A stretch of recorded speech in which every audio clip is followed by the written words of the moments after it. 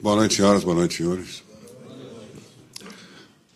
Bom, eu tenho que começar agradecendo a presença de todos vocês aqui, principalmente no dia de hoje, véspera de feriado, trânsito difícil e oportunidade que muitos teriam de poder passear um pouco. Embora feriado, sábado e domingo seja um dia normal para um corretor de imóveis. Mas, de qualquer maneira, é véspera de feriado. Então, meus agradecimentos. Eu me sinto extremamente honrado, principalmente revendo colegas que já participaram de uma outra palestra que eu fiz aqui. O nome do curso, da palestra,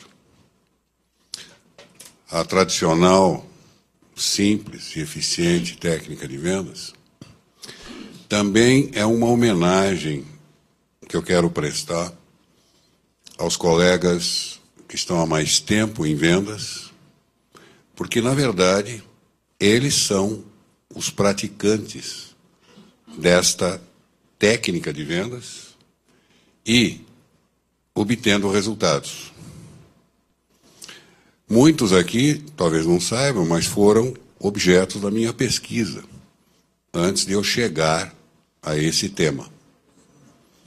Portanto, sintam-se, por favor, homenageados por esse também veterano em vendas, mas que sabe que, habitualmente, como eu já disse em uma outra palestra, em ocasiões como esta, eu tenho muito mais a aprender do que a ensinar.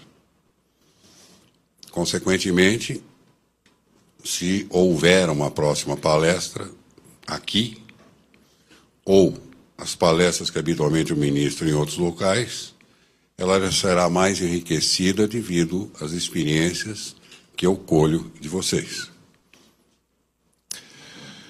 Vejam,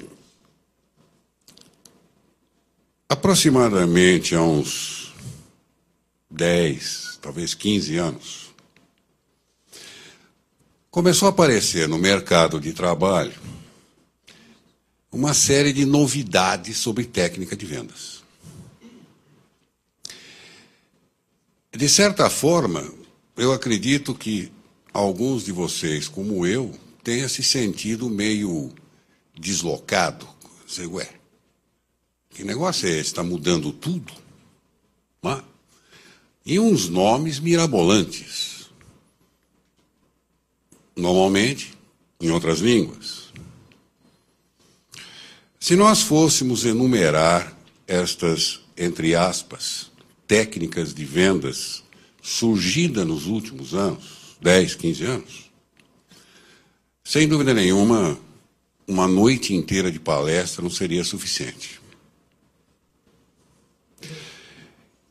Acontece que, sem medo de errar, eu tenho absoluta segurança em afirmar que todos os colegas que estão em vendas e que vêm obtendo sucesso usam exatamente as formas, as técnicas mais tradicionais.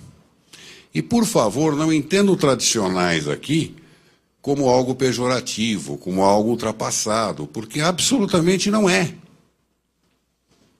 O ser humano ainda é o mesmo. Talvez com mais ou menos coisas na cabeça, mas ainda é o mesmo. Então, eu quis, como eu disse agora há pouco, primeiro nos situarmos sobre estas invenções. O mais curioso é que aqueles que apresentavam estas chamadas técnicas de vendas novas, normalmente não eram de vendas. Eu acho interessante, se você vai falar sobre medicina, você provavelmente é médico. Se você vai falar sobre engenharia, você provavelmente é engenheiro. Se você é professor de uma faculdade de direito, tranquilamente você é advogado ou mais, ou juiz, ou desembargador. Por que na nossa atividade tanta gente estranha a ela tem, me permite a expressão, que meteu o bedelho. Eu acho que vocês concordam comigo numa frase. Vendedor só acredita em vendedor. Não sei se já aconteceu com alguns de vocês aqui, de estar trabalhando numa empresa e, de repente, vinha ser chefiado por um camarada que até hoje não sabe se venda escreve com V ou com W. É horrível. De repente, ele nem tem culpa. Existe muita carteira profissional, onde está lá carga e função, está escrito genro. Genro é cargo. Não se iludam. Então, a ideia é reafirmar que quem tem que falar sobre vendas é quem vende. Quem tem que falar sobre vendas é quem conhece vendas por trabalhar com vendas. Pois bem, mas vamos fazer um apanhado mais ou menos geral sobre o assunto. O vendedor é a chave entre o cliente e a empresa. O que nós queremos dizer com isso? Quando você está num plantão objetivando vender um imóvel em lançamento, ou quando você está atendendo um cliente e você ali está trabalhando com imóveis de terceiros, o cliente não tem a menor ideia de como é a empresa que você está representando. Tudo bem, há muita publicidade, mas a ideia que eu digo é saber, ela é grande, ela é pequena, quantas salas tem, quem é o dono. A imagem que ele, cliente, tem da empresa é a imagem que você passa. Então, ele gosta ou não gosta da empresa, na razão direta de que ele gosta ou não gosta de você. Por isso é que ele é a chave entre o cliente e a empresa. Às vezes, o trabalho realizado por um corretor é tão bom, tão brilhante, que ele deixa uma imagem de que a empresa que ele representa é a maior do mundo. E talvez não seja. Na verdade, o corretor não apenas vende, mas ele presta serviços. Determinadas informações que ele tem, ou que ele vai buscar, enquanto eu aguardava o momento de começar a palestra, eu vi alguns colegas aqui falando com outros, escuta, eu queria uma opinião sua sobre uma escritura assim, assado.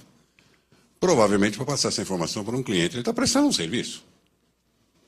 E gratuito. Porque se ele for consultar um advogado, fatalmente vai pagar por isso. O vendedor, de maneira geral, ele tem uma carreira curiosa. O que vocês veem ali, e não tá muito claro esse slide, por quem? Ah, é a luz? Ah, ok. Dá para diminuir a luz? Ah, ok. Bom, infelizmente não está dando para ler direito, mas aqui na linha vertical nós temos nível de realização. E na horizontal, o tempo. Ok? Aquele quadrinho amarelo, que vocês estão vendo logo no início, nós demos o nome de noviciado. O que significa? Quando a pessoa, o indivíduo, entra em vendas, ou quando o vendedor entra numa empresa nova, ele entra ali, o nós estamos chamando de noviciado. E aquela linha amarela é a evolução dele. Percebam como é grande. Como é que você faz para reconhecer um vendedor que está naquele noviciado? Ah, é fácil. Primeiro que ele chama o chefe de senhor. Já começa aí. Segundo, ele atende, se for possível, 20 clientes num dia. Lógico, nós estamos pegando um número exagerado. Terceiro, ele acredita em tudo e em todos. Trabalha de segunda a segunda, não importa até que hora. Por que isso tudo? Porque ele precisa provar para ele e para a empresa que ele é bom. Então ele começa a crescer. E passa para um segundo estágio, que lamentavelmente, devido à luz, não dá para ler ali, exatamente chamado crescimento. Quando ele entra naquela fase de crescimento, aí ele começa já a ficar um pouquinho mais desleixado. Já chama o chefe de você, já tenta dar umas bicadas junto ao chefe do chefe, já não faz um número de visitas tão grandes, já passa a fazer determinadas críticas, esse cara não quer nada, esse aqui não compra nada, etc. Mas ele continua evoluindo. Até que ele atinge aquela coluna maior, que é o ápice. É o máximo dele. É evidente que o máximo de cada um é diferente. Aquilo que é o máximo de um determinado profissional pode ser inferior ao máximo de outro. Mas aqui é o topo. Ele não tem mais como crescer. Ele é o melhor. Ele é o bom. Dependendo do nível dos colegas dele, talvez ele seja o melhor na empresa. Só que, infelizmente, depois do ápice, ele começa a cair. E ele atinge a decadência. A decadência é praticamente obrigatória para todos nós. É aquele momento que nós achamos que a outra empresa é melhor que a nossa. Aquele chefe da outra empresa é muito melhor do que o meu. Pô, lá eles têm umas coisas que nós não temos aqui. Lá eles pagam comissão em dinheiro. E perdão, aquele que está na decadência, começa a se tornar um crítico contumaz da própria empresa, da própria atividade. E dali ele não sai mais. É dali para o fim. Talvez alguém pergunte, mas, Féres, não tem como tirar o cara dali? Tem. Há duas alternativas apenas.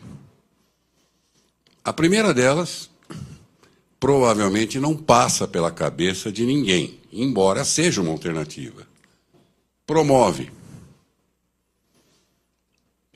Porque se você promover o profissional que está em decadência, ele volta para o noviciado no novo cargo. E começa tudo de novo. Ah, mas eu não vou promover alguém nesse estado. Qual a segunda alternativa? Desliga. É aí. Aí provavelmente ele vai para um outro escritório, uma outra empresa, e começa outra vez. É verdade que, na medida que situações como estas forem ocorrendo, ou seja, ele for saindo de uma empresa para outra, o tempo passa a ser menor. Ou seja, ele alcança a decadência mais rapidamente.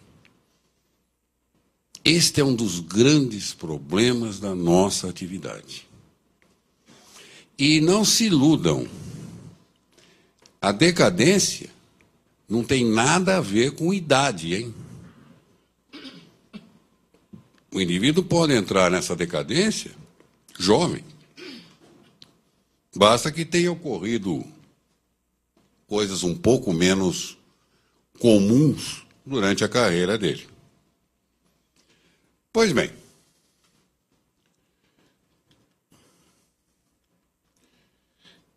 voltando ao que eu dizia, então,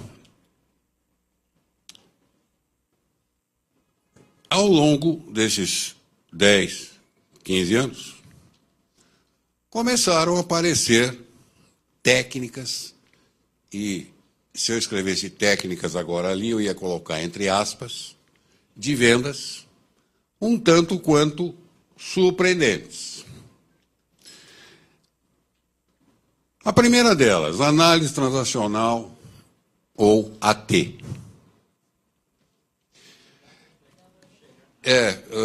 Nós temos que tentar resolver esse problema, não dá para ver aqui. A visão do slide é primordial para a minha palestra. Bem, vamos tocando. Enquanto isso, o pessoal dá um jeito para a gente aí. Melhorou um pouco?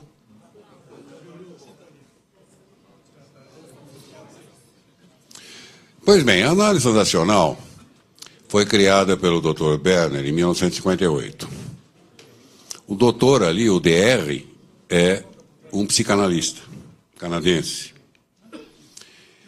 A AT analisa a comunicação entre as pessoas, que aqui são chamadas de transações, a comunicação.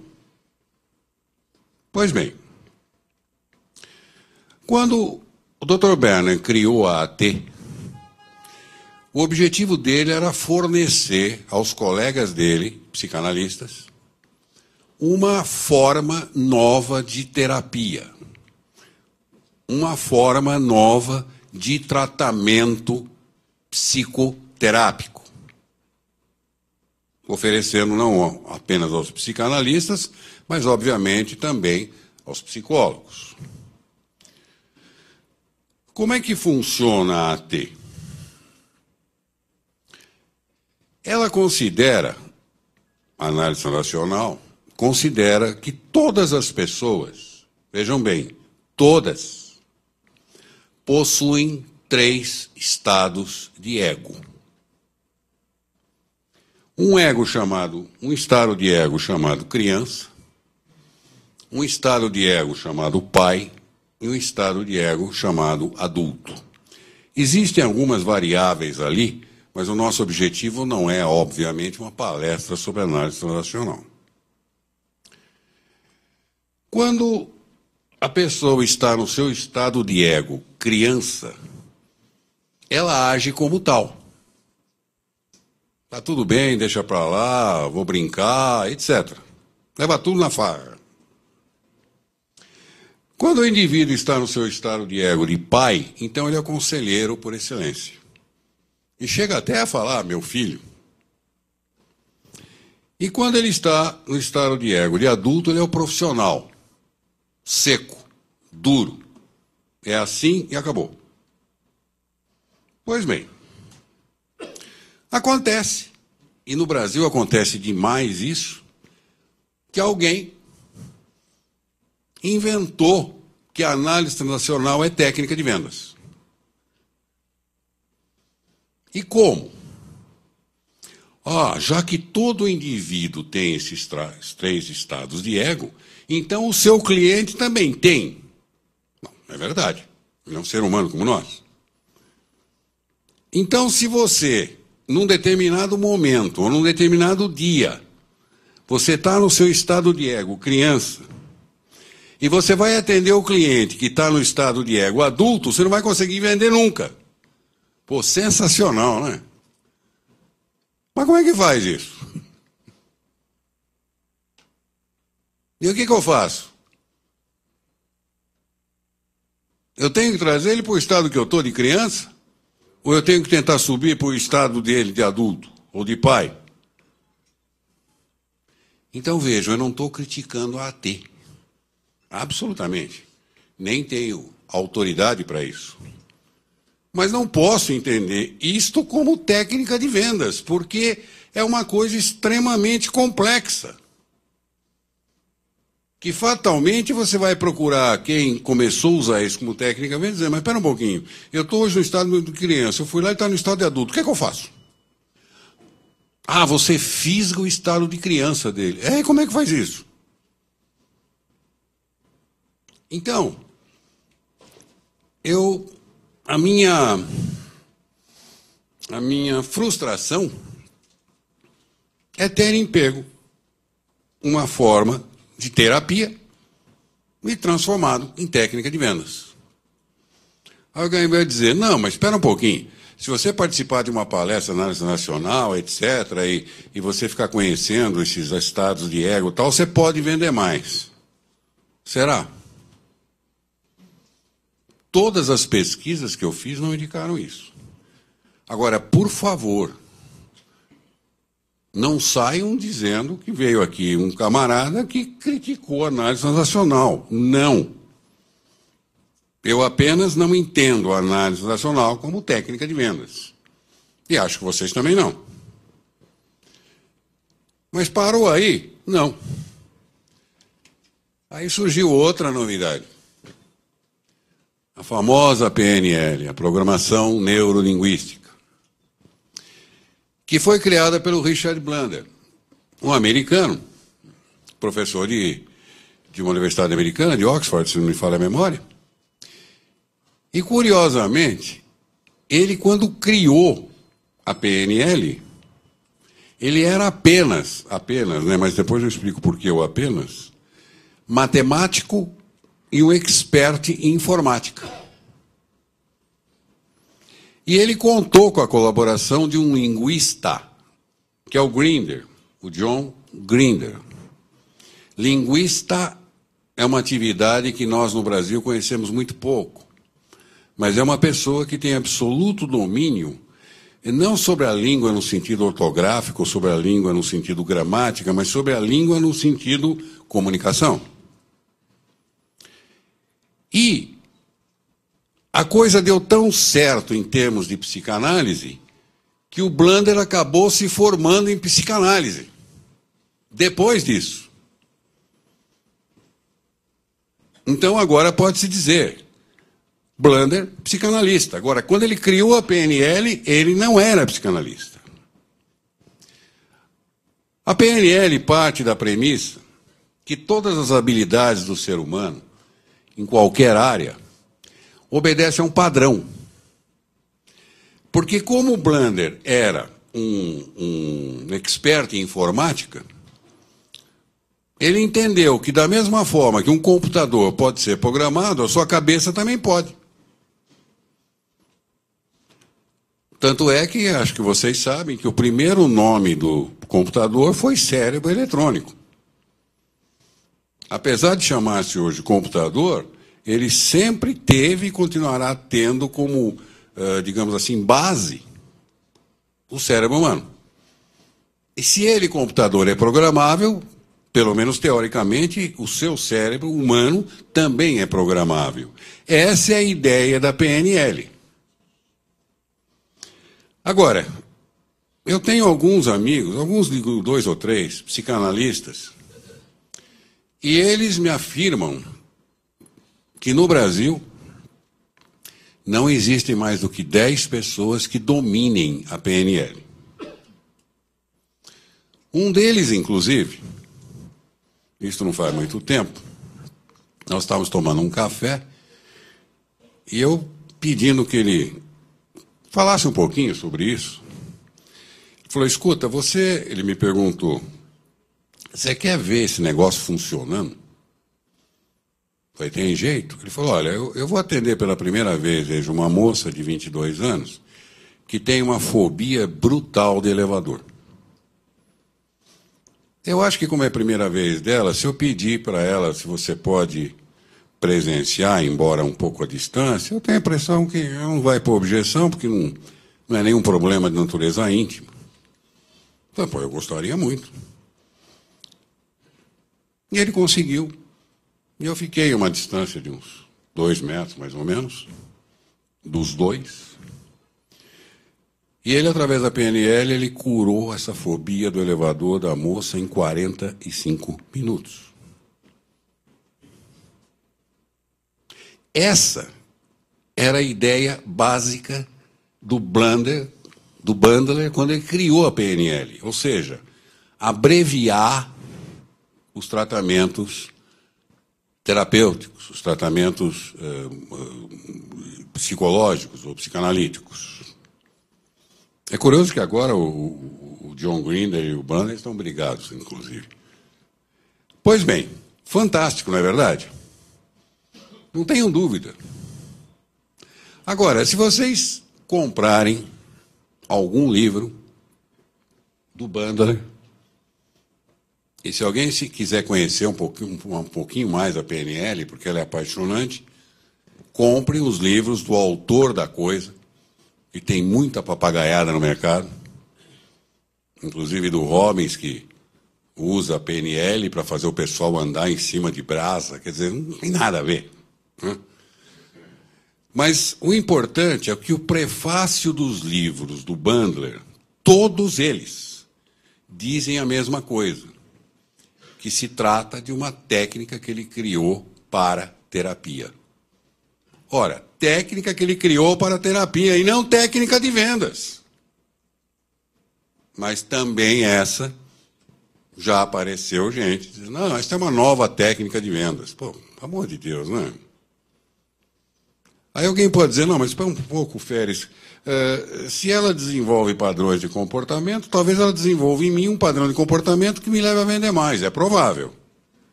Mas isso não é técnica de vendas. E, no entanto, ela acabou sendo defendida como tal. Então ela passou a curar câncer, úlcera, unha encravada. E tem alguém que defende tudo isso, e vocês sabem de quem estão falando, eu prefiro não repetir o nome. Então a PNL é fantástica. Se alguém quiser ler algum livro, o livro mais famoso do Bandler chama-se Resignificando. E um dos primeiros dele chama-se Sapos em Príncipes.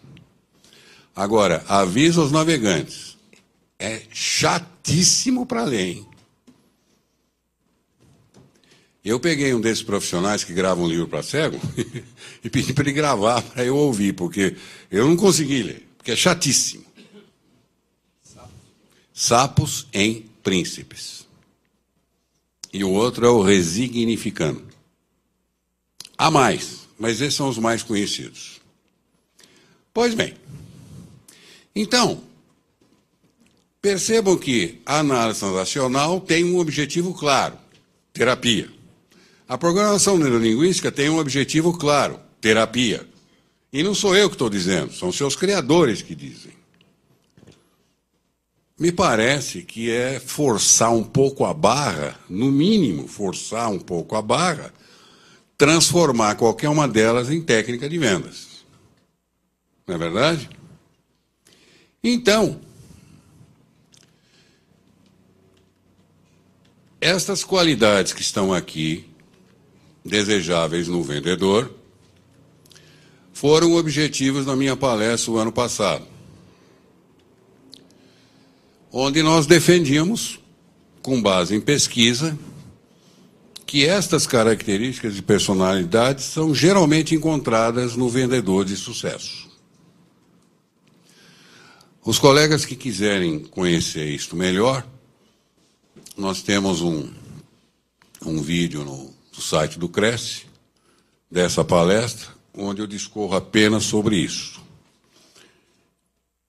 Então, independente de análise transacional, independente de programação neurolinguística, uma das primeiras providências que se tenta para qualificar um vendedor de sucesso é ver se ele é dotado daquelas características de personalidade.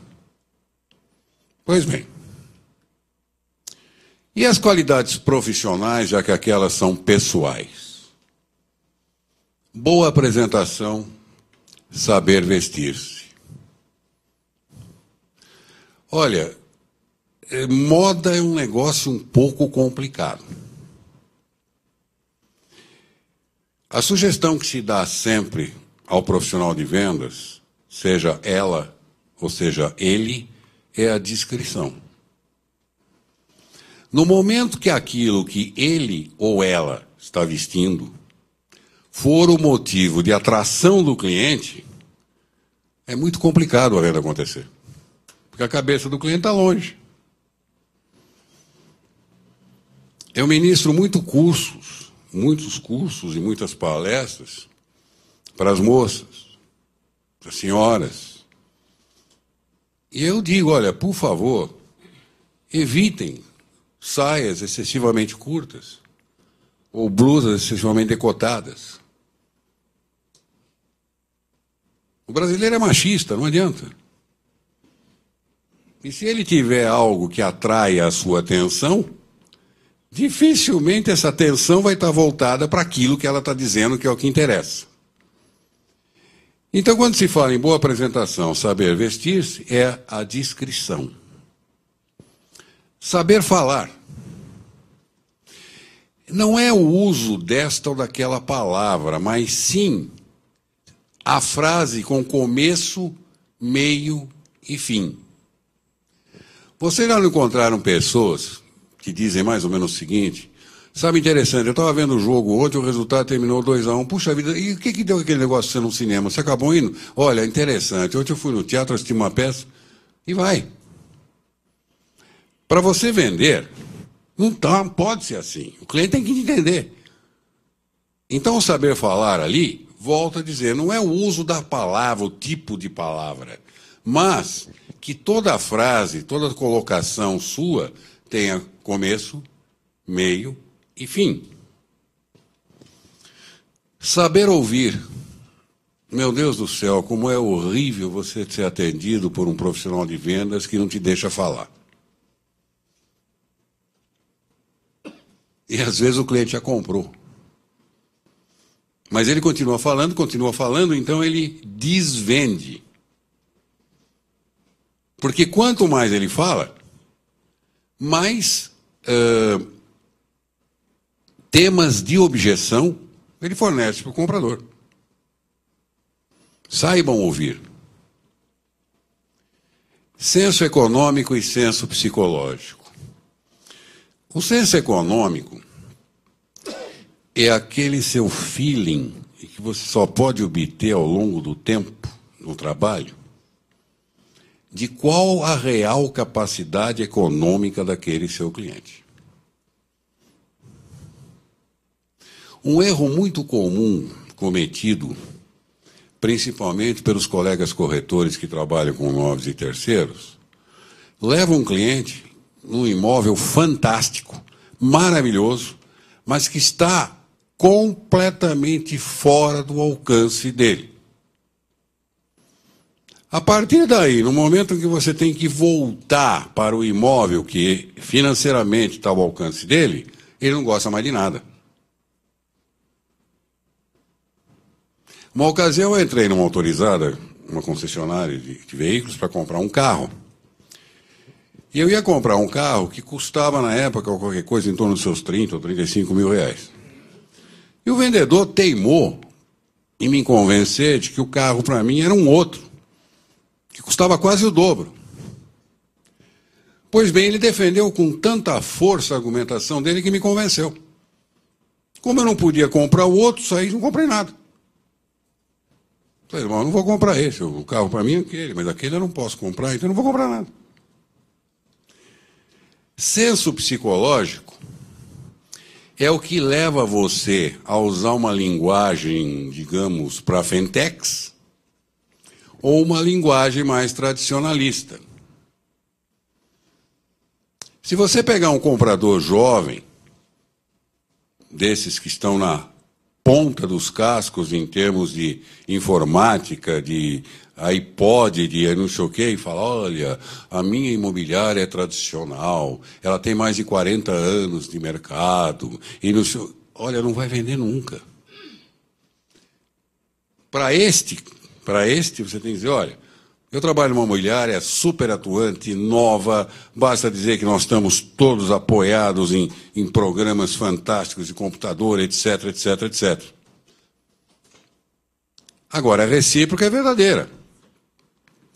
Se você for atender um cliente mais tradicionalista, e você começar a falar essas linguagens todas, provavelmente você vai queimá-lo.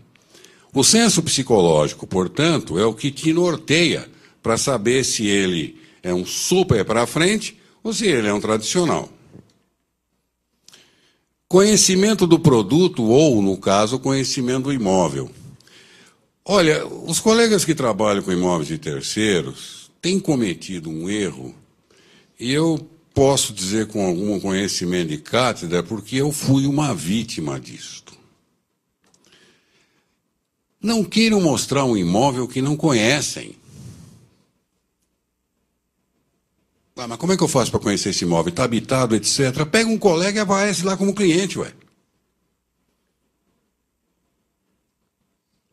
Não dá para você mostrar um imóvel que você nunca viu. Você vai dizer, não, mas eu tenho experiência, eu sei onde é o livro, eu sei se tem dormitório, não tem dormitório, eu sei se é uma suíte, não é uma suíte. Não é a mesma coisa. Eu fui uma vítima porque eu coloquei um apartamento meu à venda e a administradora, vago, e a administradora não queria que deixasse a chave na administração. Tá bom. Então eu fiquei com a chave, e cada vez que um corretor queria mostrar o imóvel, ele me ligava e eu ia lá. Pelo amor de Deus, eu tinha dó. Tinha dó. Eu vi corretor abrir uma porta e falou, aqui é o banheiro. Falando, desculpe, aqui não é banheiro, aqui é um lavabo. O banheiro é lá. É um erro primário? É. Mas, se ele tivesse estado antes no imóvel, dificilmente cometeria. Então, conhecer o imóvel é o que está simbolizado ali por conhecer o produto. Conhecimento de idiomas. Poxa, para ser corretor eu preciso falar outras línguas? Não. Não precisa. Mas precisa, no mínimo, saber pronunciar a palavra em outra língua se ela for necessária. E hoje nós temos esse hábito, né? Um hábito que eu critico muito. Nós usamos palavras estrangeiras demais. Demais. É gimmick, follow-up, e vai daí afora. Então, se você quer pronunciar essas palavras, você acha que é válido naquele momento, conheça pelo menos a pronúncia delas. Eu li na Folha de, não sei se foi domingo, um negócio impressionante. Americanos e ingleses dizendo que no Brasil nós estamos criando termos novos em inglês para determinadas coisas dos edifícios. Então eles disseram que têm lido frases que eles vão perguntar, eles, vejam bem, cuja língua de origem é o inglês. Eles vão perguntar ao corretor o que quer dizer aquilo, e está em inglês. Isso quer dizer isso, olha, eu venho dos Estados Unidos, lá não existe essa palavra. Quer dizer, nós não estamos mais nos limitando a simplesmente a usar outra linguagem, estamos criando uma linguagem em outra língua. Pois bem, mas, ok, nós não podemos mudar o mundo. Se você acha necessário o uso de outras línguas, de outras frases em outras línguas, por favor, aprenda pelo menos a pronunciá-la. Conhecimento da técnica de vendas. Bom, isto me parece o óbvio ululante, como dizia o Nelson Rodrigues, né? E, finalmente, conhecimento da concorrência. Nós vivemos hoje uma situação que eu, quando mais jovem, com a pasta na mão, não vivenciei tanto, né? Um mesmo imóvel colocado em trocentas imobiliárias. Então, isso é a concorrência. E você deve conhecê-la. Jamais critique. Jamais. Porque se o seu cliente, por acaso, esteve naquela empresa e você a critica, por tabela você está criticando ele. Bom, então ele é burro. Então, cuidado. Pois bem, aí estão, então, as qualidades profissionais. Agora, e os tipos psicológicos de clientes? Você conhece? Você sabia que todo cliente tem um tipo que leva-o a agir de uma determinada forma? E você tem que usar de determinadas técnicas para agir com um determinado tipo de cliente? Então, vejam.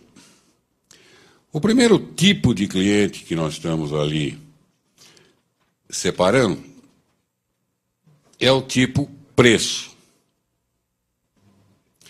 É um cliente que, como o próprio nome diz, ele tem como preocupação apenas o preço. Só. Não interessa muito o que você está oferecendo. Ele só raciocina em termos de economia, lucros, custos, vantagens, adora pichinchar. Qualquer abatimento que ele consiga, para ele é uma vitória. Então, nesse caso, não adianta você dar voltinha para esconder preço. Não adianta você mascarar preço. Porque ele quer preço. É capaz de ele comprar até uma coisa inferior por causa de preço. O segundo tipo que nós destacamos ali é o tímido. É um tipo de cliente muito comum. E como o próprio nome diz, ele é tímido. Ele fala baixo. Ele nunca olha nos seus olhos. Ele quase sempre está de cabeça baixa. É cheio de dúvidas, de apreensões. É indeciso. Quer sempre deixar a coisa para outro dia. Com o tímido, você tem que falar firme, sem se exaltar, porque senão você assusta. E aí ele sai correndo. Dificilmente você conseguirá vender para o tímido num primeiro ou num segundo contato. Vai demorar um pouco mais. O terceiro tipo é o tipo calado, como o próprio nome diz. É muito comum entre os niceis. Você fala, ele só ouve. Aí, quando você pensa que ele vai comprar, ele vira-se para você e diz: sim, senhor, isso é muito bom, mas agora não pode. Mas não se trata de uma característica exclusiva do nicei. O tipo calado é um tipo comum e que não se manifesta. E é horrível, porque você não sabe se ele está gostando do imóvel, não está gostando, se o preço atrai, não atrai, se aquele é o local que ele quer. É terrível. Bom, como é que eu atendo um cliente desse? Simples. Depois que você fez a sua apresentação, ele continua calado. Você tentou mais uma ou duas vezes, ele continua calado. Simplesmente tira uma proposta e manda preencher, ué. Assina aqui que o senhor vai comprar esse imóvel. Aí ele fala. Não tenha dúvida. O quarto é o... Não importa, mas ele falou, né? O quarto é o tipo importante de fato. Quer dizer, por que de fato? Porque ele é uma pessoa importante. Se ele é uma pessoa importante, você tem que tratá-lo como tal. Não use o você, mantenha o senhor ou a senhora. Considere que o tempo dele é mais escasso. Ué, acabamos de ter um exemplo aqui com o nosso presidente, velho. Ele acabou de vir aqui dizer que tinha dado uma subidinha para me apresentar, mas que ele estava cheio de papel, etc. É muito provável mesmo. Agora, você tem também o falso importante. Lamentavelmente, nos dias de hoje, isso tem demais. Demais. São pessoas que subiram um pouquinho o seu nível socioeconômico e se acham donos do mundo.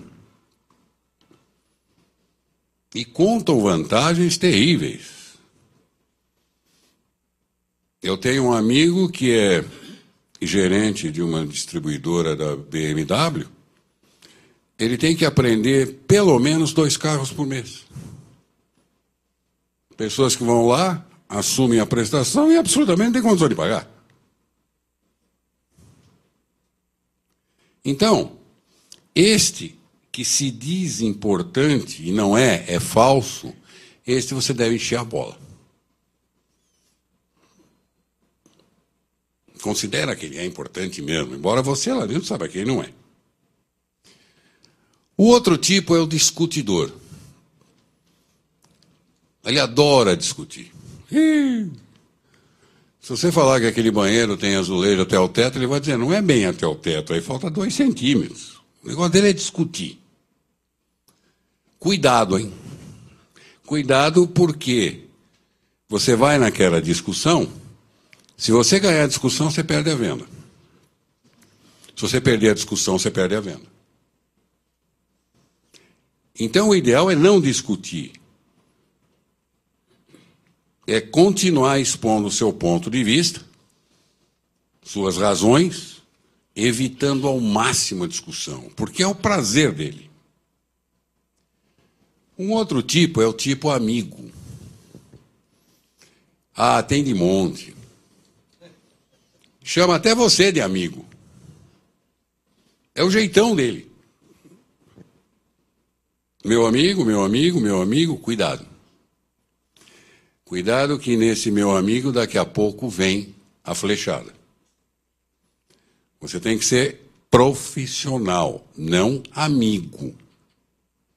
Olha, eu vou te quebrar o galho, como sou teu amigo, eu vou ver se consigo esse imóvel por um valor menor. Cuidado. Cuidado. Porque ele encara isso sob um outro ponto de vista.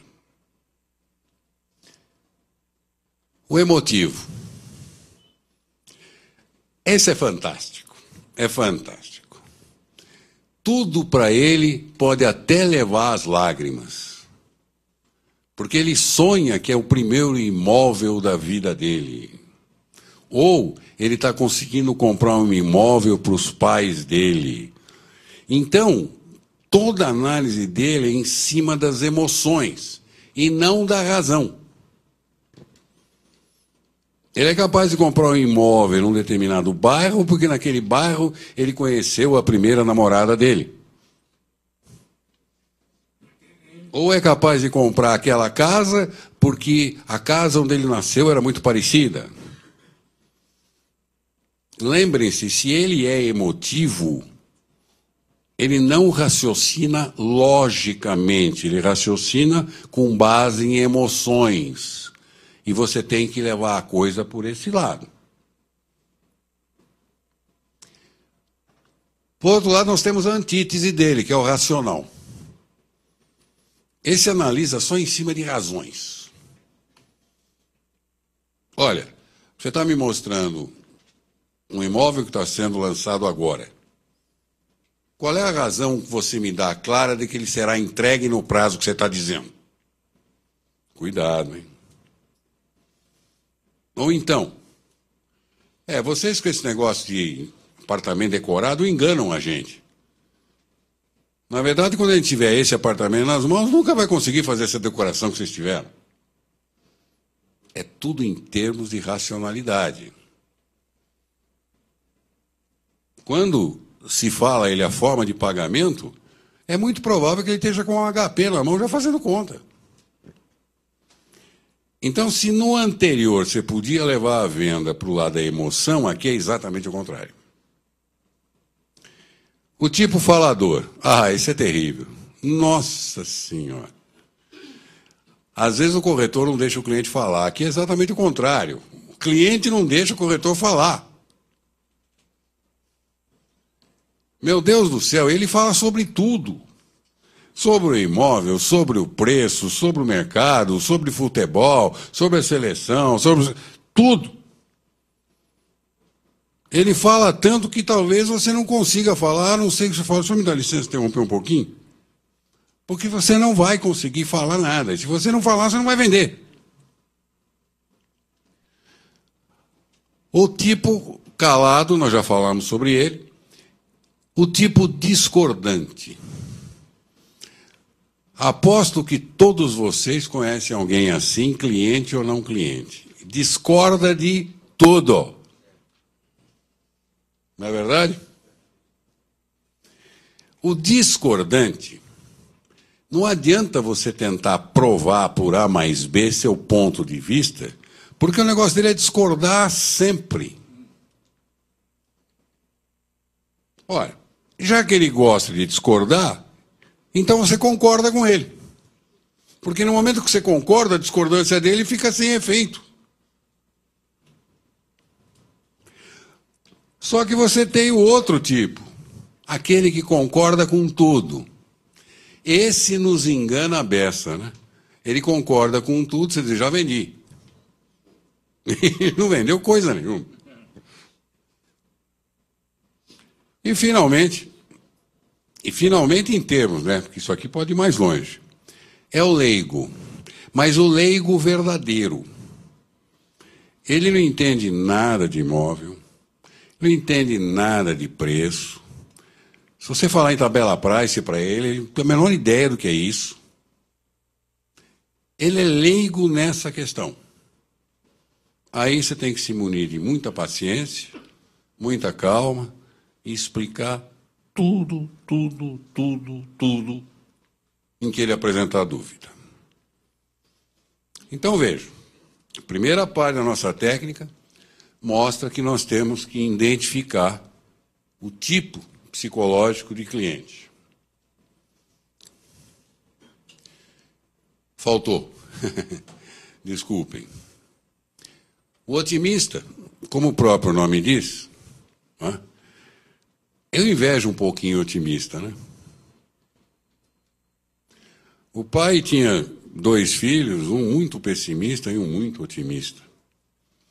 E quando chegou no Natal, o pai quis presentear os 2 filhos de acordo com esse tipo de personalidade de cada um. Então, para o pessimista, ele deu um trem elétrico de brinquedo. E para o otimista, ele deu um saquinho de esterco. No dia seguinte, ele foi ver o resultado. O que tinha ganho o trem elétrico estava bravo, chorando, com raiva. Filho, o que foi? Olha o que eu ganhei. Você ganhou um trem elétrico? Pois é. O senhor vai ver que desgraça vai ser isso. Por que desgraça, meu filho? Porque eu não vou querer brincar sozinho. Aí eu vou chamar o Joãozinho para vir brincar comigo. Ele vai querer brincar mais que eu vou acabar brigando com ele. Eu vou bater nele. Se eu bater nele, o pai dele vem aqui e vai acabar discutindo. Ih, pai, isso acaba em morte ainda. Ele falou, não tem jeito.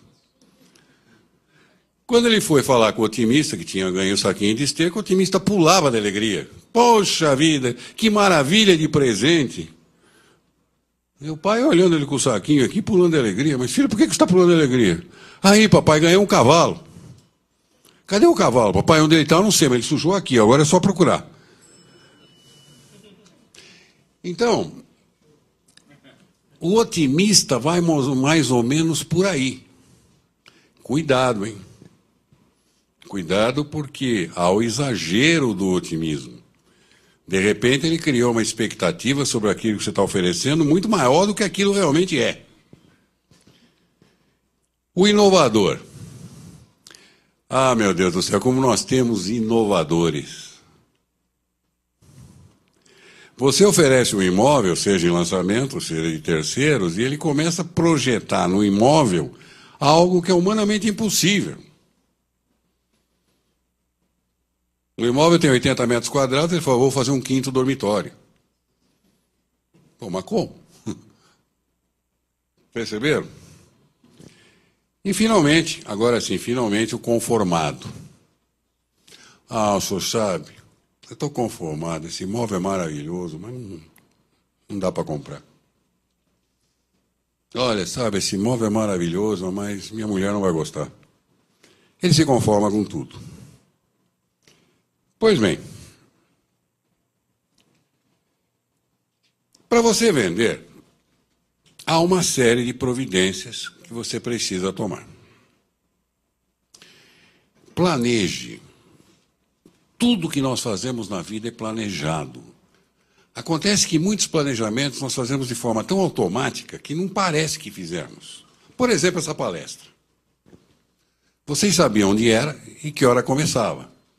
Evidentemente, vocês devem ter pensado, por que hora eu vou sair daqui para chegar lá na hora? Do que eu vou? Vou de carro, ônibus, metrô, táxi? Você está planejando. Você precisa planejar o seu trabalho, portanto, independente de você trabalhar com lançamentos ou com terceiros. Planeje a sua venda. O que é planejar a sua venda? Como eu vou fazer para vender? E identifique as necessidades do cliente. Olha, só há duas formas de vender. Só duas.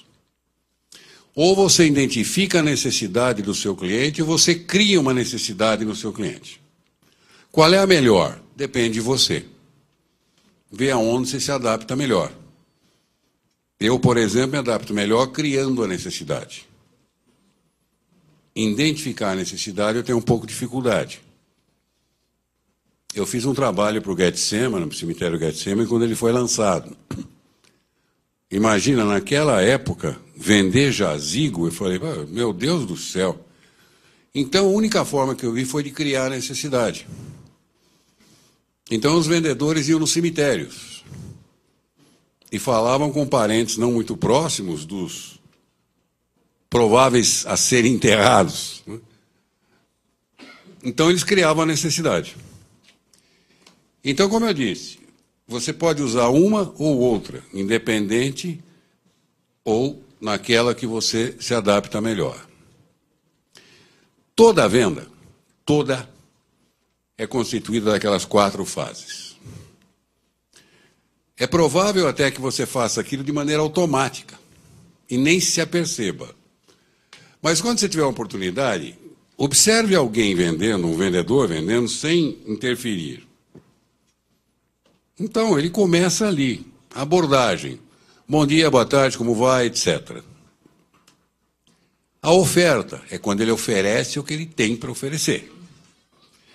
A argumentação é quando, depois de oferecido, o cliente começa a colocar objeções.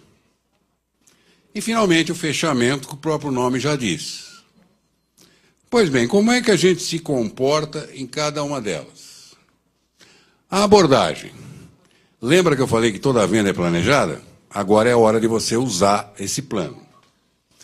E evitem frases estereotipadas. Pelo amor de Deus, nunca pergunte a um cliente como vão seus negócios. Qual é a resposta de 95% dos brasileiros? Vai mal. Então você já abre o papo com uma negativa. Então aquelas frases estereotipadas, está frio, está calor, de repente você fala, puxa que frio, e o cara diz, adoro o frio. Ou está muito quente, eu adoro o calor.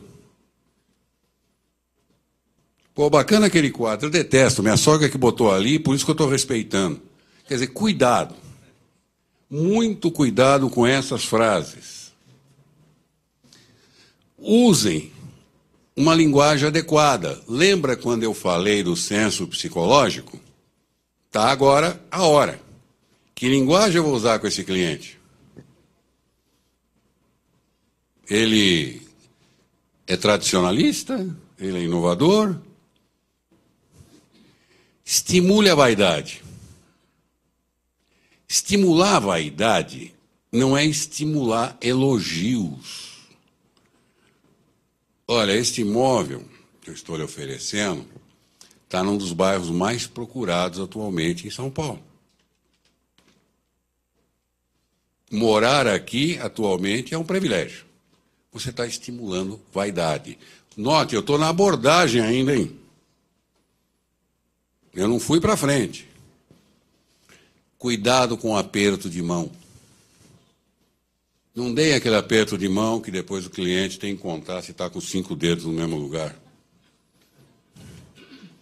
Cuidado também com o aperto de mão se você tem o probleminha de transpirar nas mãos. Carregue uns lencinhos com você e dá uma enxugada antes. E também não adianta dar uma mão boba, né? Que é pior ainda. Então, são detalhes que podem criar um halo de antipatia ou de simpatia de cara. Outro dia me fizeram uma pergunta de difícil resposta. Professor, o senhor acha que barba ajuda a vender? Eu não sei. Mas eu tenho certeza de uma coisa: a ausência da barba não atrapalha. Resposta de malandro, né? Olha, se a ausência da barba não atrapalha, eu não vou correr o risco. Então, há uma série de pequenas coisas que pode gerar uma antipatia de cara.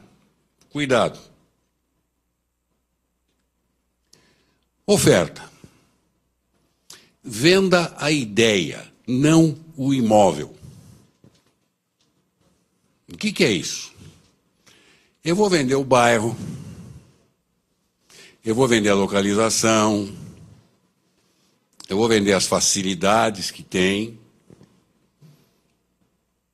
eu vou vender provavelmente a metragem. Perceba que eu estou na ideia antes de chegar no imóvel. Hoje em dia não se vende uma geladeira. Vende-se o prazer de tomar uma cervejinha gelada no verão. Não se vende ar-condicionado.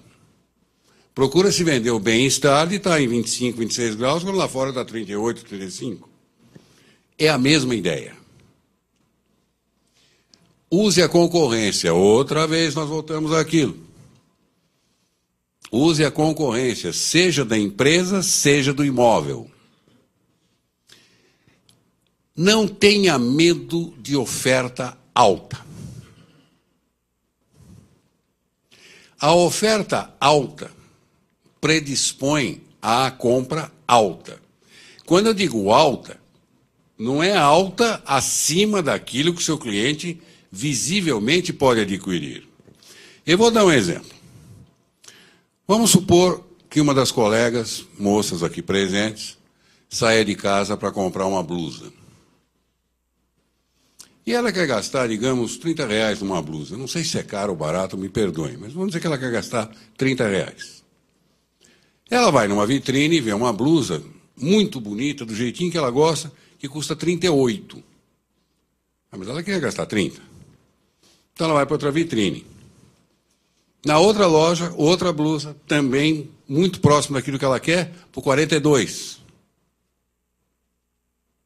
Ela vai olhar outra. E outra blusa, mais cara, ela volta e compra de 38. Só que ela saiu de casa para gastar 30. Perceberam? É a mesma coisa. A oferta alta predispõe à compra alta. Não tenha medo de dizer preço. Existem técnicas para dar preço, vocês sabiam? A primeira delas é ensanduichar o preço. Coloque o preço no meio de duas frases de efeito. Este imóvel custa R$450 mil, mas vale, no mínimo, o dobro. Este imóvel custa R$450 mil, mas tem um acabamento de primeira linha. Você está ensanduichando. Agora, jamais falem muito em preço se o cliente não comprou a ideia do imóvel. É lógico que, em 99% das vezes, quando o cliente procura por vocês, ou vocês por ele, ele já sabe quanto custa um imóvel. Mas vocês já notaram que é muito raro você vender o imóvel que o cliente viu, né? Ou procurou, melhor dizendo. Ele acaba sempre você partindo de uma alternativa. É por isso que, normalmente, mesmo o corretor que trabalha com imóveis em lançamento, ele tem lá algumas outras coisas para oferecer. O de terceiros nem se fala. Se o cliente não comprou a ideia do móvel, não tem dar preço, porque aí tudo é caro. Agora, ensanduichem o preço entre duas frases. se você der muita ênfase ao preço, nossa. A propósito, vocês sabem bem o que é ênfase, não? Eu estou perguntando porque é uma coisa muito boa em técnica de vendas. Eu vou dizer uma frase de teatro, de peça de teatro, ok? Vou construir um ídolo todo de ouro. Vamos botar ênfase em cada uma das palavras, perceba como a frase muda. Colocar na primeira, eu vou construir um ídolo todo de ouro. Deu a ideia do vou mesmo. Parece aquela aí de vencer. Colocar na terceira palavra, eu vou construir um ídolo todo de ouro. Quer dizer, eu vou construir, não vou comprar pronto. Eu vou construir um ídolo todo de ouro. Pô, é um ídolo, não é uma estatuetazinha. Eu vou construir um ídolo todo de ouro. Não é de prata, nem banhado. Então, você não pode dar preço com ênfase. Por isso, o chamado sanduíche. Aí nós estamos na oferta. Aí você entra nessa quarta fase, onde começam a surgir as objeções. Pois bem, as objeções normalmente surgem após você ter apresentado alguma coisa. Por isso que você tem que tomar cuidado em não falar muito, porque quanto mais você falar, mais objeção você cria. Trate as objeções. O que é tratar? Não é contornar. Isso é errado, porque se você contorna, ela volta depois. Ela tem que ser tratada como se fosse uma doença. Para tratar uma objeção, você tem que conhecer muito bem o imóvel que você está oferecendo. Você tem que conhecer muito bem o seu cliente e as suas necessidades. Agora, existem técnicas para tratar a objeção. Então vejamos agora. Repita, concorde e depois discorde. Ou seja, quando o cliente faz uma objeção, se você puder repetir a objeção que ele fez com outras palavras, você demonstra que entendeu. E por que outras palavras? Porque você já atenua. Pô, esse imóvel está muito caro. Mas você está achando que ele não vale o preço? Concorde. Talvez eu tenha razão. Na hora que você concorda, acaba a briga. Aí você discorda. Mas... perceberam? Agora,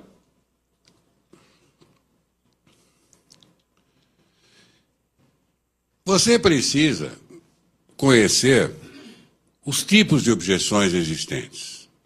E percebam, são poucas. Vocês sabiam que em cada mercado você tem um elenco de objeções que dificilmente supera 10? Elas apenas são ditas com palavras diferentes, mas são sempre as mesmas. As objeções caladas, como o próprio nome diz, é quando o cliente não se manifesta. Essa não tem como tratar. Você tem que provocar o cliente a falar alguma coisa. Quando você entra nas objeções faladas, então você entra numa daquelas 3 categorias que está ali. O que é objeção absurda? Como o próprio nome diz, não tem nada a ver com o assunto que vocês estão falando. Pô, mas ela é feita de maneira consciente pelo cliente? Talvez não. Mas a verdade é que derruba a tua argumentação. Olha, o senhor comprou esse paletó aonde? Pô, bacana. Pô, você está falando um negócio completamente diferente. Então, a objeção absurda é a única que você tem que contornar. Olha, depois eu falo sobre o paletó, mas deixa eu continuar o que eu estava dizendo. No caso das moças, é a cantada. Não importa se ela é sincera ou não é sincera. A verdade é que derruba a argumentação. Objeções procedentes, como o próprio nome diz, é uma objeção que tem procedência real. Olha, eu comprei um imóvel uma vez, nessas condições que o senhor está me dando, e a documentação me deu um trabalho desgraçado. A objeção procedente você tem que tentar resolver. Essa não tem como tratar ou dar voltinha. Ela é real, ela é factual. Mas, graças a Deus, 90% das objeções estão as chamadas estratégicas. Por quê? Porque ela esconde um pedido de informação. E você tem que interpretar qual é essa informação. Por isso que eu disse agora há pouco, quando o cliente diz é caro, ele está dizendo, me prova que vale o preço que eu pago. Tanto é que, de maneira natural, sem curso de técnica de vendas, no dia a dia de cada um de nós, quando nós estamos vendendo uma coisa, alguém diz é caro, você começa a ressaltar as qualidades que está vendendo. Já notou? Dificilmente você fica discutindo se o preço é alto ou baixo. É a mesma coisa.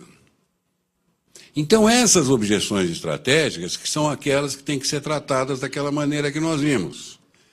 Repete com outras palavras. Concorda. E depois discorda. Pois bem. Finalmente, então, nós entramos no fechamento. Existem várias razões para o fechamento não acontecer. Adiamento. O brasileiro é o adiador por excelência. Ele sempre quer deixar para depois, para resolver, e depois fica torcendo que aquele depois não chegue nunca. Preguiça não é a preguiça nesse sentido do ter que se espreguiçar, mas é a preguiça, medo de tomar decisões. Muitas vezes você tem que resolver pelo cliente. E muitas vezes você tem que provocar. Eu presenciei, não uma vez, mas algumas vezes, o fechador, o comprador, certo? E o vendedor. Vendedor no sentido do proprietário do imóvel. E o comprador tomando coisa do vendedor. Ah, só vai deixar aquele armário? Não, aquele armário... Bom, deixa, vai. Só vai deixar aquele lustre e não sei o quê. E o negócio não acontecia porque o comprador ia... Né? Num dado momento, o fechador falou, olha, sabe uma coisa? É melhor você não comprar esse imóvel. Você não tem condições de comprar esse imóvel. Como não tem condições? Bate o contrato aí, bate o contrato aí. Perceberam?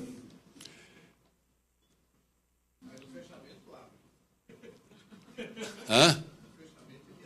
Abre. Você tem que identificar os sinais de interesse que o cliente pode manifestar.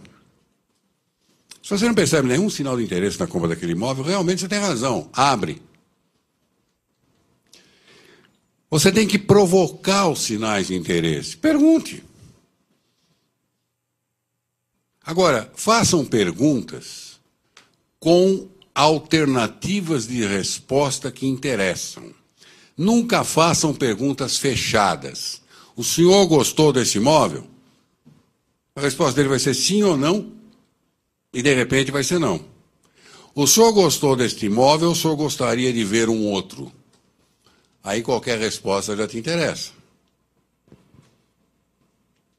O senhor gostou das condições de pagamento, ou o senhor quer sugerir alguma diferença? Se ele sugerir alguma diferença, está fechado o negócio.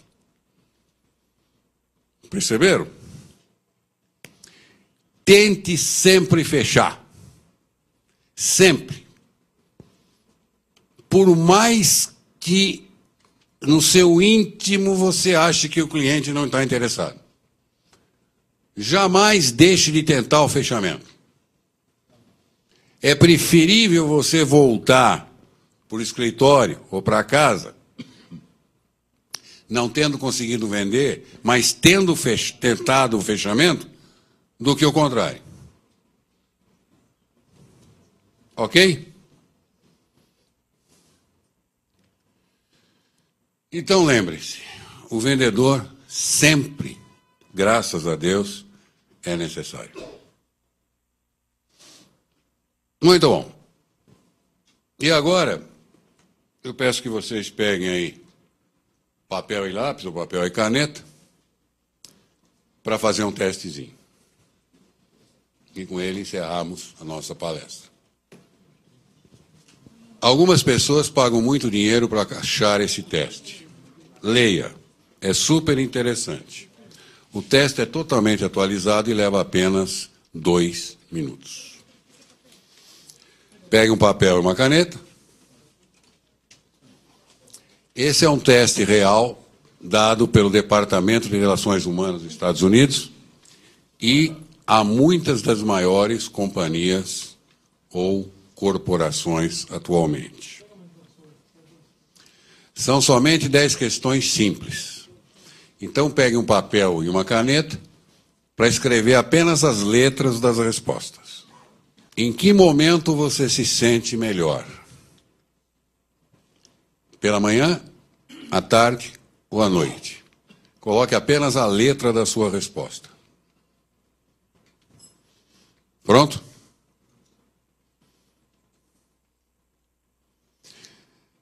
Normalmente você anda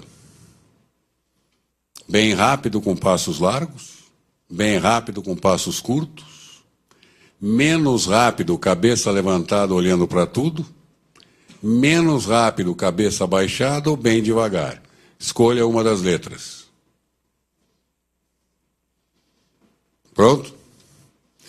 Um detalhe, esses testes são melhor respondidos com a primeira resposta que vier à sua cabeça, viu?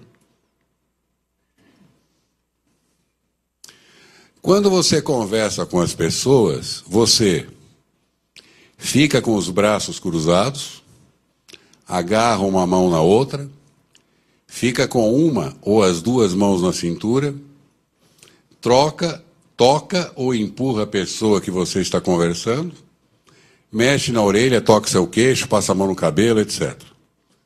Escolha apenas uma letra. Ok? Quando você está relaxando, você senta com seus joelhos dobrados, com suas pernas uma ao lado da outra, com as pernas cruzadas, com as pernas esticadas ou retas, ou com uma perna dobrada em sua direção.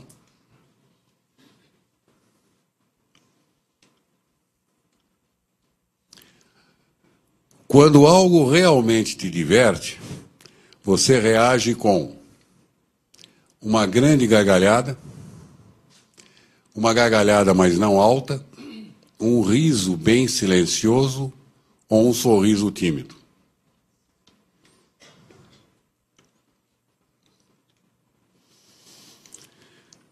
Quando você vai a uma festa ou uma reunião social, você faz uma entrada barulhenta, então todos podem te notar. Você faz uma entrada silenciosa, procurando por alguém que você conheça. Ou você faz uma entrada bem quieta para que ninguém te perceba.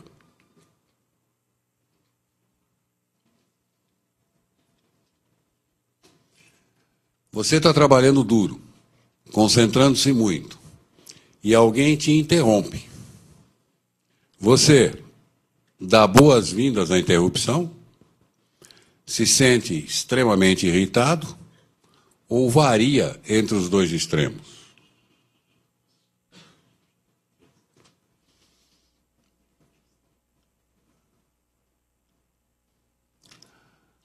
Qual das cores você gosta mais?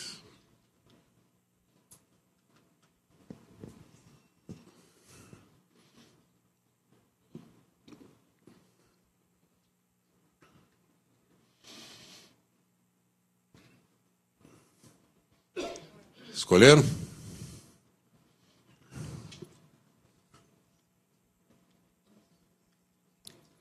Quando você está na cama à noite, nos últimos momentos antes de dormir, você fica esticado de costas, de barriga para baixo, de um lado ou de lado um pouco enrolado, com a cabeça em cima de um dos braços ou com a cabeça embaixo do cobertor?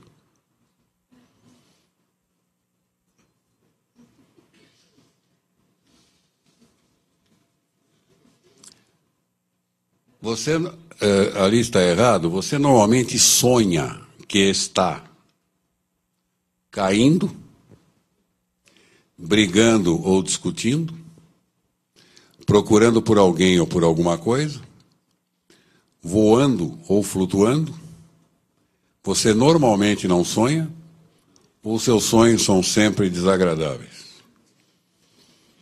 Quer dizer, você é aquela pessoa que quando vai na padaria, em vez de pedir um sonho, você fala, me dá um pesadelo.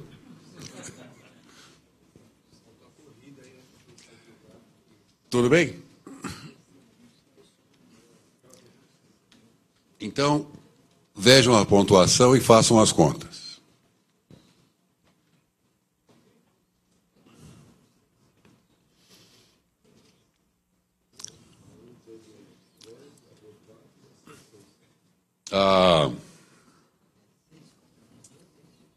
Veja, número 1, por exemplo, a resposta A, 2.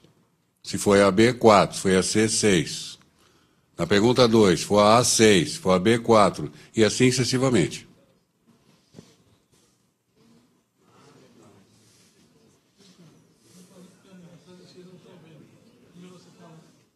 Não estão vendo?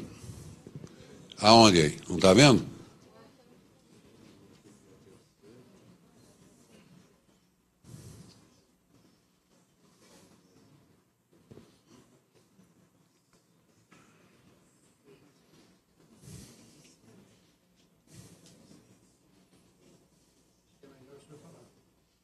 É melhor eu falar?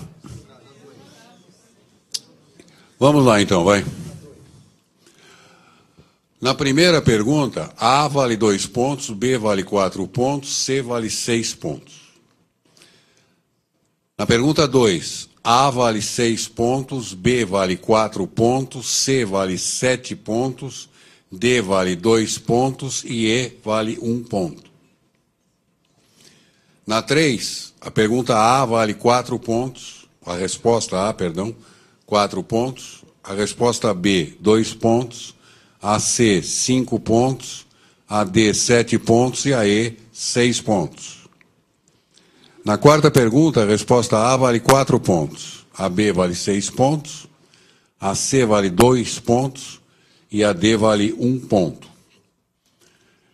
Na pergunta 5, a resposta A vale 6 pontos, a resposta B vale 4 pontos, a C vale 3, a D vale 5 e a E vale 2. Na sexta pergunta, a A vale 6, a B vale 2 e a C vale 4. Na sétima pergunta, a A vale 6, a B vale 2 e a C vale 4. Na oitava, A vale 6, B vale 7, C vale 5, D vale 4, E vale 3, F vale 2 e G vale 1. Na nona, A vale 7, B vale 6, C vale 4, D vale 2 e E vale 1. E finalmente na décima, A vale 4, B vale 2, C vale 3, D vale 5, E vale 6 e G vale 1.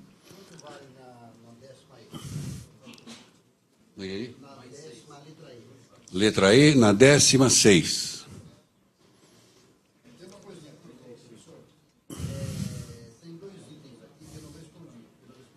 Eu não quis responder. A 3, no caso. Não respondeu sem resposta. Somem agora os pontos que vocês obtiveram. Ok? Muito bem. Somados.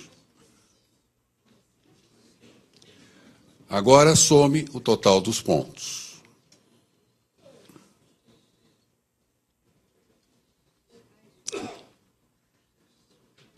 Somar?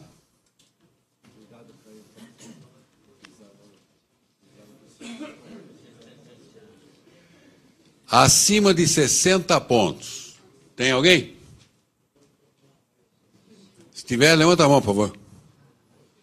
Não, então posso pular. De 51 a 60. Tem.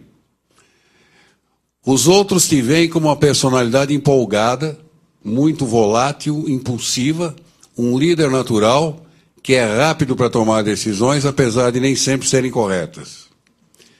Eles te veem como corajoso, aventureiro, alguém que irá tentar qualquer coisa uma vez, alguém que gosta de aventuras. Pessoas gostam de estar em sua companhia por causa do entusiasmo que você reflete. Bateu? Puxa vida. 41 a 50. Opa, agora tem bastante, hein? Os outros te veem como alguém alegre, animado, charmoso, divertido, prático e sempre interessante. Alguém que está constantemente no centro de atenções, mas suficientemente bem equilibrado, para não deixar isso subir à sua cabeça. Eles também te veem como amável, compreensível, alguém que sempre os anima e os ajuda. Vejam bem, me permita um comentário aqui. Nós temos 3 imagens, sempre. A imagem que nós achamos que temos. A imagem que outras pessoas acham que nós temos. E a imagem que nós realmente temos. A mais importante é a segunda. É o que os outros acham da gente. Ok? Nós vivemos usando uma palavra muito em voga, né? Em comunidade atualmente. A terceira é a imagem que realmente nós temos.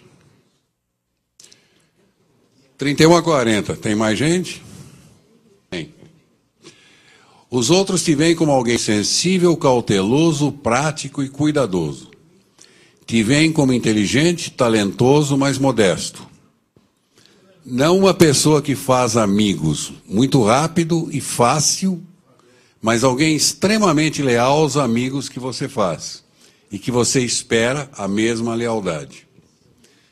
Aqueles que realmente te conhecem percebem que é difícil abalar sua confiança em amigos, mas também que leva um bom tempo para recuperá-la se esta confiança se acaba. Bateu? 21 a 30. Nobody. Ninguém. Abaixo de 21. Tem? Ah, 27? Desculpe. Seus amigos te veem como alguém exagerado, muito cauteloso, extremamente cuidadoso, rápido e firme. Realmente ficam surpresos se você faz algo impulsivamente ou no estímulo do momento, esperando que você examine tudo cuidadosamente em cada ângulo. E então decida contra isso. Eles pensam que esta reação é causada, em parte, pela sua natureza cuidadosa. Bateu? Alguém abaixo de 21? Seu?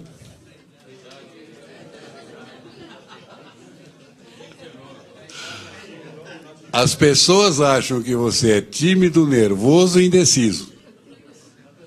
Alguém que precisa de cuidado, que sempre quer alguém mais para tomar decisões. Alguém que não fica envolvido com nada nem ninguém.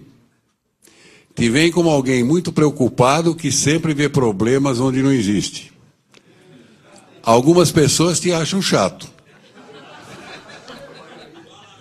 Só aqueles que te conhecem bem sabem que você não é.